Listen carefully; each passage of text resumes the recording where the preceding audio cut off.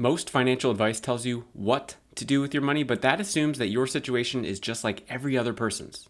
And that's the problem, because using the wrong account at the wrong time can quietly set you back months, even years. We're talking tens and hundreds of thousands of dollars potentially over your life. My name's Chris, and I paid off $43,000 worth of debt and turned that into a net worth of multiple hundreds of thousands. And in this video, I'm going to show you the 4 quadrants of financial accounts so you can figure out where you are, the problem that you're currently dealing with, and the accounts that make sense for you right now. So here's how this works. Every financial account fits into one of 4 buckets based on 2 things: time frame, short term versus long term, and purpose, stability versus build. So that gives us the 4 quadrants of short-term stability, short-term build, and long-term build. And the biggest mistake that people make is using the wrong account from the wrong quadrant. So let's dive into each one specifically. Quadrant 1 is the short-term stability. This is where a lot of people are, especially high earners who feel stuck. You're here if you're living paycheck to paycheck. You're checking your bank account consistently because you're not sure if there's enough money in there for you to do the things that you need to do in your life. There's not a real emergency fund, and you're using credit cards to cover the gaps. This is survival mode. And in this phase, your focus is not investing. I repeat, is not investing. It's stability. So right now, the tools and accounts that you should be thinking through are checking account, savings account, a high yield savings account, and even aggressively paying off your debt, which is not necessarily an account per se, but it's something that if you're in this quadrant, you should be focusing on. Because if you try and invest while you're here, you'll end up pulling that money back out when life happens, and that actually makes things so much worse. I've seen it so often where people will have great intentions in the beginning of the month where they're like, oh, wow, people are telling me I should be investing, so let me put it to my Roth IRA, let me put it in my Robinhood account, whatever. And then at the end of the month, they have to pull it back out because they needed XYZ thing that they didn't account for and they didn't plan for. And it's this seesaw battle of going back and forth between your future and your present. So if the present is not stable, that's what this quadrant helps do. Quadrant number 2 is our long-term stability. So here you've got a little bit of breathing room. You're not stressed day to day necessarily. You've got a bit of a buffer, and now you're starting to think, okay, what's next here? So this is protection mode, and you're building a foundation for your future. So some of the accounts that are included in here are health savings accounts and retirement accounts like a 401k or an IRA if you're in the United States. You're not necessarily fully optimizing. Like the goal is not to optimize, but you're starting to think a little more long-term, okay? Quadrant 3, this is where we get into some short-term build activities. And now we're getting a little more intentional, okay? So now you're saving for specific goals with a specific time frames, things like, saving for a down payment of a house, maybe a wedding, maybe kids' future education, anything that could be, 1 to 5 years out, something like that, something with a clear timeline. You're starting to think in numbers like how much do I need and by when? And this is the planning mode here, the short-term build.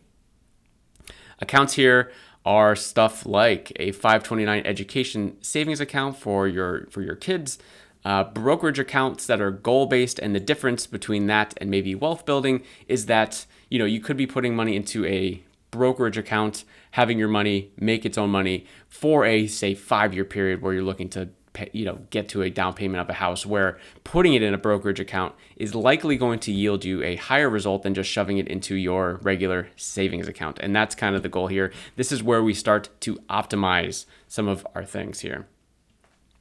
Quadrant 4, let's jump back up to the top here. What account to use when, right? Long-term build. This is the fun, sexy stuff that everyone wants to do first. This is where you're building real wealth. And the reason why I'm putting this last is because if we don't have a short-term stability, we cannot even think about the long-term. We need to focus on the now, right? And then it's kind of the zigzag effect where we go to short-term stability, and then the next step is thinking about long-term stability, and then a short-term build, and then a long-term build. So here in long-term build, we're thinking about decades, not months. You're investing consistently. You're ignoring maybe some short-term market swings, some fear-mongering news that is coming up, right, that everyone sees. And you're focusing on net worth growth, and you're focusing on putting your money towards positive wealth generating activities. This is wealth mode, right? And typically this is where long-term brokerage investing comes into play. So this is the difference between goal-based and wealth building activities in a brokerage account. So for example, my wife and I, we have a brokerage account that is goal-based. Now, technically, we don't know what that goal is yet, but we have a specific account where when we have extra money at the end of the month, it's sort of like our nice to have buckets where we just are putting money into it.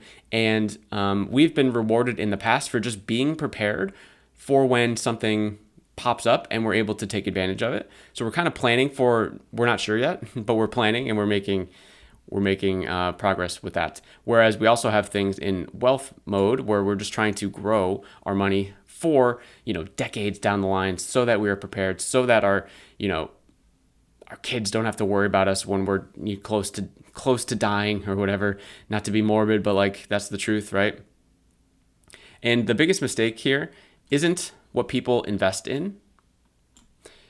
It's when they use certain accounts. They're trying to build wealth when they're in survival mode. And that's the challenge. And that's the big thing that I see with high earners all the time, to be quite honest with you, is they know that they make good money and they're like, oh, I should be doing this. I should be putting it towards these things. Everyone that I see everywhere says I should be investing for my future. And you absolutely should.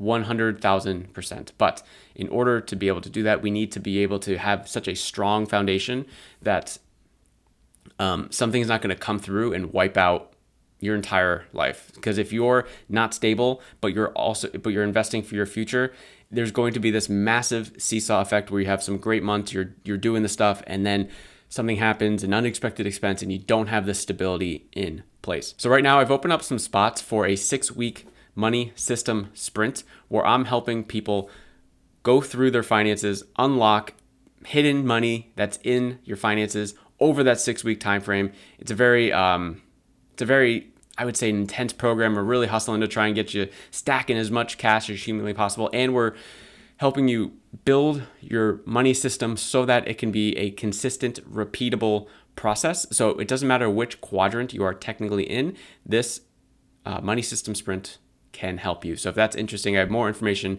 down below this video, or I've just made this video for it, which you can watch.